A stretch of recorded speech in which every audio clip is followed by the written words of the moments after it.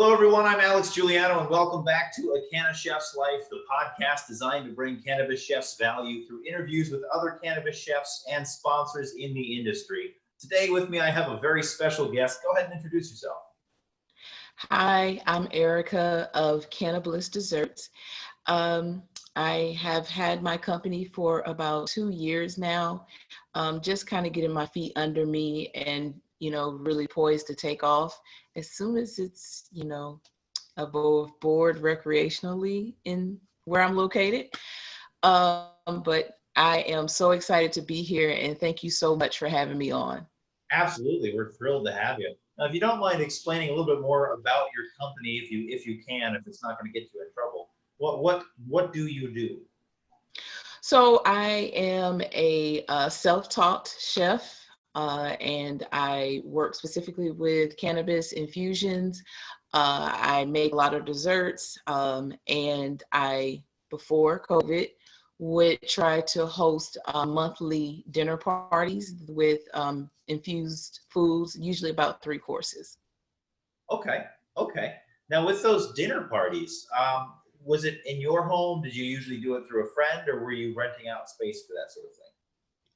Well, I started out actually in a friend's home, and it was very intimate, and I prefer it that way just to make sure that everyone is enjoying the experience and everyone has the same experience. So I try to do it. It started out with friends, those are your test dummies, the people that you love. And, just growing from there, word of mouth. Awesome. Awesome.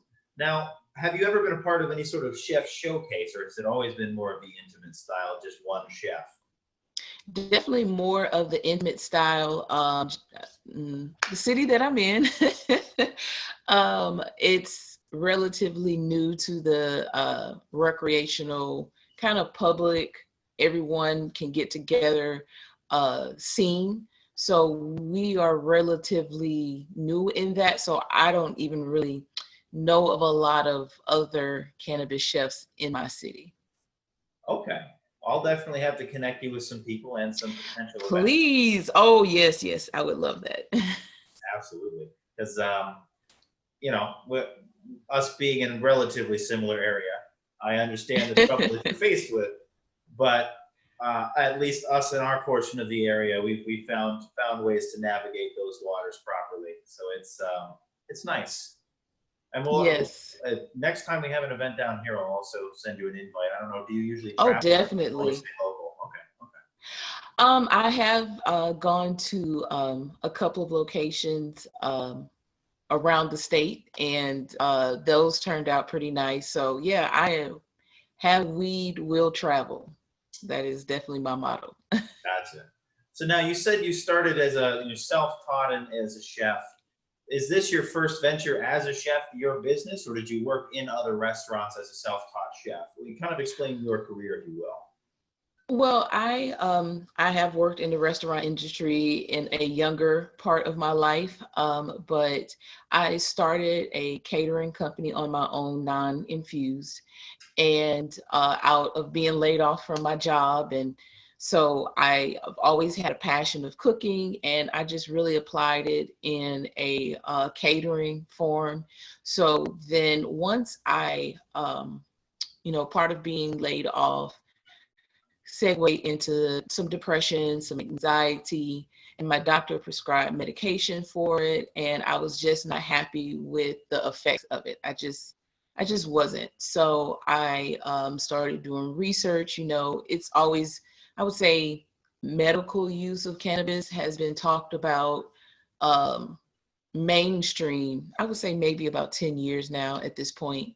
And so I just, started doing my own research, and I tried smoking it, and that just did not work out for me. I have baby lungs. I cough until I can't cough anymore, and I just didn't enjoy that experience itself. So I had a friend that was able to get some infused chocolate from California. And so I tried that, and that worked really well for me.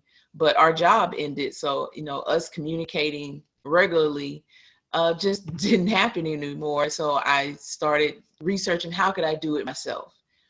And so that led to me getting, a mason jar and a pot and some water and figuring it out and going from there. And so I just combined the two business, what I like to do for myself as far as treating myself, and then my business as a caterer, and just put it together. So, how long has cannabis been a part of your cooking career then? Since the inception? Um, Or yeah, I would say, well, yeah, I would say maybe 2 years, a year and a half now. I okay, just, I was making it for myself, but then I would need other people to taste it to let me know. mhm. So it was just like, I will pay for you to make this, right? And so it just grew from there. I was just like, well, I'll just do this full time, which I'm very passionate about. I love it. I can't get enough of baking, cooking. I just can't. Nice. Now, as a fellow business owner, I know it's always difficult to navigate the waters. Tell me about some of the challenges you've had starting up a business, is particularly with cannabis catering. So being self-taught in a lot of things means there are a lot of failures. There are a lot of things that you do that will not go right, and the lesson is learned afterwards. Inventory and keeping inventory is a high wire act, but especially at the beginning, I would get these ideas to bake a bunch of this grand thing when nobody really knows about my business to even buy it. So I would just end up with product that eventually I would have to get rid of, which is not cheap if you are making cannabis butter, you're making oils, infusing different things that go into the dish that you're creating. So that was an issue. Infusing or creating like tincture or oils, that was a lot. My husband doesn't consume cannabis, so he wasn't always a fan of me stinking up the whole house and the smell lingering for a couple of days. So that's where the magical butter machine came in, and that helps a lot. And so, getting that down pat and, storing the proper way, making sure your weed doesn't go bad. I didn't even know that was a thing, but that happened to me as well. So it's a lot of trial and error that I just had to go through on my own. What kind of inventory do you keep on hand now? Is it like enough for a week's worth or a month's worth of sales? How do you kind of gauge that? So there are certain things that I can make and I know that they won't go bad now. Cereal treats, I can make them at any time. They're not going to go bad just because of the constant. That is something in my inventory that just constantly moves. Right. So, but I found, again, another trial and error. I can do Rice Krispie treats, I can do Cocoa Pebbles, and I can do Fruity Pebbles. But Lucky Charms, not so much. Cinnamon Toast Crunch, not so much. That's kind of like, if I'm going to do it, I have to do a very good advertising blitz to get people to buy in so that I can move it out of my inventory. But the freezer has become my friend. That just helps extend my shelf life for certain things. Yeah. Yeah, but I do try to do special things just because I love baking. So, it's fall, and I'll have my fall menu out soon for Thanksgiving and Christmas. So, pumpkin, I wasn't a big fan of pumpkin. I would say maybe a year ago, my best friend, she was like, "You have to drink a pumpkin spice latte. You have to." Changed my life. So Oh, now I'm making pumpkin cheesecake, and I want to do a pumpkin spice fudge. So, it's special things, but I have to do the advertising that goes with it as well. now, with your inventory management, do you use any sort of system, or is it just spreadsheets, or how do you track your actual inventory and kind of the value on hand, if you will? Well, I have turned to QuickBooks. because I took accounting once. I was a chemistry major in school, minored in mathematics. I hate accounting. I can't even describe how much. I took one accounting class and I was like, no, this is not for me. I don't understand how I added and subtracted something and it's still wrong. Like, I just don't get this. So QuickBooks is my lifesaver, and my website, I feel like it's going to help even more. I'm launching a website for ordering right now. It's very rudimentary. We are very homespun right now, but I am trying to upgrade. So my website through Shopify will help with keeping, track of inventory as well. So with your career where it's at, where do you see, what are your next steps moving forward? I know you mentioned the website, but outside of that, how are you going to push the advertising? Are you trying to get into dispensaries? How are you progressing? That is a long-term goal, is dispensaries, but again, that's kind of, I think I'm a little afraid of that, to be quite honest, just because it is very, very business oriented more than being creative and being in the kitchen. It is very cut and dry. This is what we like for your recipe. It has to stay this way. And this is what, we're going to order this much. You need to produce this, and that's it. So that, I would say, it's definitely a long-term goal, but right now I'm still very immersed in, I still have a lot to learn. I'm still growing as a chef, and I want to keep exploring that. I am also very interested in bringing people together. I would like to host certain type of events, almost like pop-ups. The city that I am in, I have been to a couple of pop-ups, sessions, whatever they call them, and it's very dank and dingy, and it's not very woman friendly. So, and it's really, kind of catered to men necessarily by default. I mean, not to say that they are just actively saying, we don't want any women around.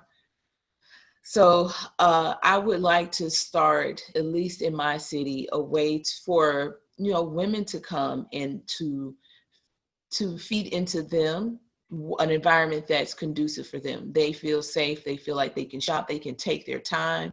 Anytime I've gone to the ones in my city, I'm like, I need to get what I need to get, and I'm gone. Like, I don't want to stay or stand around. This is not somewhere I'm going to hang out. So I would love to have that type of environment where it's women focused. They feel safe. My biggest audience, my target sales are majority women. So I really want to start a space for women in that way in my city. Awesome. Now, in regards to that, have you thought about what kind of spaces you would be able to get, whether you could go like an Airbnb route or things of that nature for a good pop-up deal? Right. Yeah, I have a couple of locations in mind. It's just, I am apprehensive on to how to approach them with what this would be, to be, just completely frank. It's their liability as well if I am there. So I don't want to do a bait and switch or anything of that nature. I just want to be completely upfront and see if I can find a place. Actually, that is part of my weekend to-do list that I am looking for some spaces to try to find a space in the city to do that. Nice. Now, have you joined any of the women cannabis groups? I don't know if there's like a women grow chapter up there by you. I've been to a couple of events actually down here in my area of the same state. I started out going, it was a group, Elementa, and they would have events about once a month. And it was nice. It was like roundtable discussions about cannabis and, whether they were novice or these were people that owned a dispensary or anything. It was just a nice range and mix of people that were, a part of the group, but it just vanished. I do not know what happened. It just stopped. And, just being busy, you kind of like, wait, I used to do something else. What happened to that group? I don't know what happened. So it's just, I haven't done anything lately. I know that there is a expo in November in the state. So I may consider doing that. I'm also in the process of building a house. So it's just a high wire act over here, constantly high wire and juggling. Yeah. So Wow. if I can make it, I can make it. If I can't, I can't. Right. Now, have you thought about, because you talked about you had a roundtable discussion group you were a part of, and I know right now with the whole COVID situation, that's not easy to accomplish, but have you thought about starting something like what we have here with this Zoom call, but because you could have large groups in that and do a, kind of a weekly or monthly women cannabis roundtable through Zoom?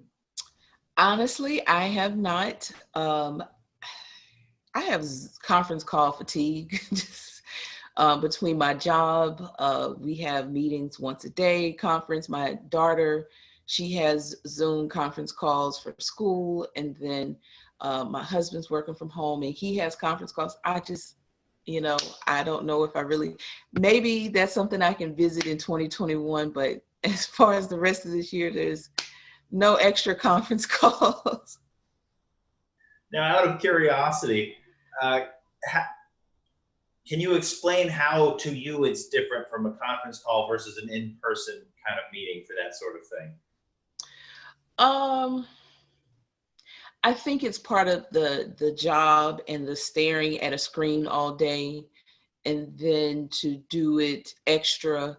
And just, I don't know if I just don't know if I would have that energy to give consistently right now. And I wouldn't want to do it half-heartedly. I wouldn't want to not be consistent.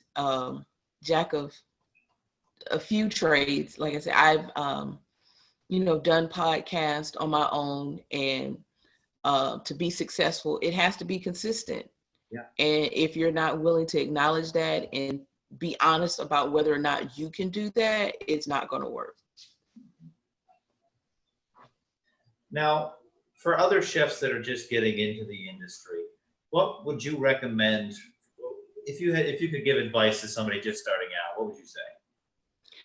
I would just say do research. Do not be afraid to reach out to someone else. If you see somebody's Instagram page and you like that, what they have going on, or they seem like they have it together, even though they may not, just reach out to them and ask them. You can always ask. It's nothing that you have to figure out completely on your own. I think I felt that way.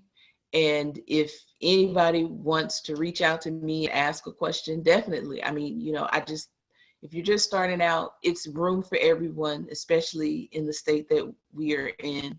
And it's room. So you can do it and you can be a successful person as well. Your success doesn't mean that I won't be successful. So we can help each other.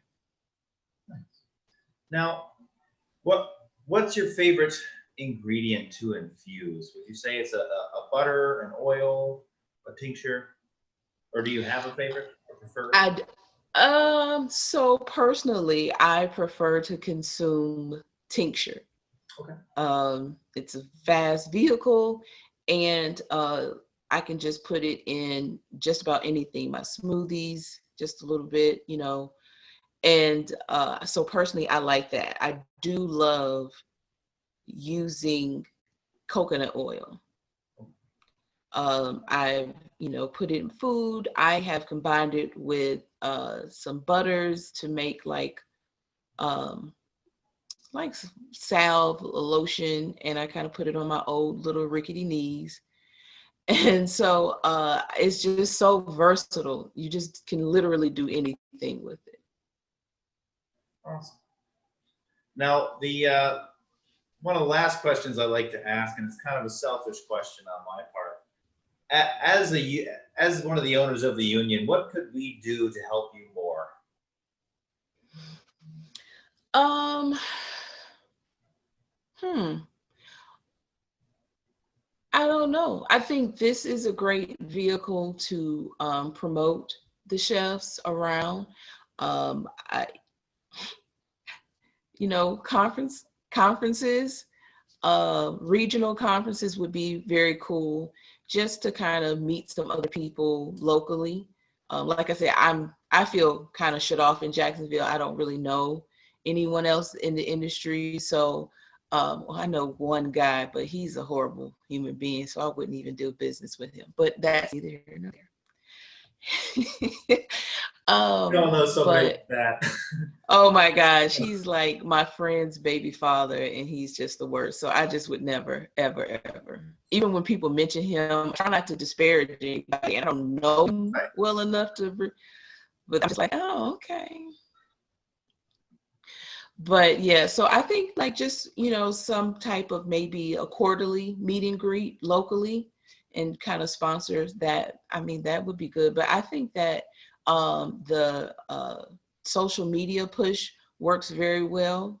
And the directing people to the website, featuring people works very well. I know if I've gotten clients from the website, definitely. Actually, I had somebody just emailed me 20 minutes before we started. So, Well, that's all. Well, and if you wouldn't mind, tell me a little bit about some of the jobs that you've gotten through our platform. I'm always curious to see how we've helped. well, it's just really just people curious about the desserts, and I ship, and so they just really just some orders come through, and I'm just appreciative for all of it, especially during this time. Just people just asking, and they just never really thought to find anyone locally, and they came across the website, came across my page, and they're just interested in the products. Nice. Awesome. Well, thank you so much for your time tonight. I really appreciate it. This was a fantastic interview. I hope you enjoyed yourself. I hope it didn't make you feel uncomfortable. Do you have anything Oh else you want no, to say? nope. You know what? Just follow Cannabliss Desserts on Instagram, and thank you so much for this opportunity. Thank you for having me on. My edible is kicking in, so I hope I don't sound or look crazy during this interview. Awesome. Well, thank you so much for your time tonight. I hope you have a great night. Thank you. All right, thanks, Alexander. You too. Take care. You too. Bye. Bye. All right, everybody, thank you so much for tuning into A CannaChef's Life. For more episodes, please check out our YouTube channel or check us out on Facebook. For more information about joining or sponsoring the union, please visit our website, ccunion.org. That's ccunion.org. I'm your host, Alex Giuliano. Thanks so much for watching.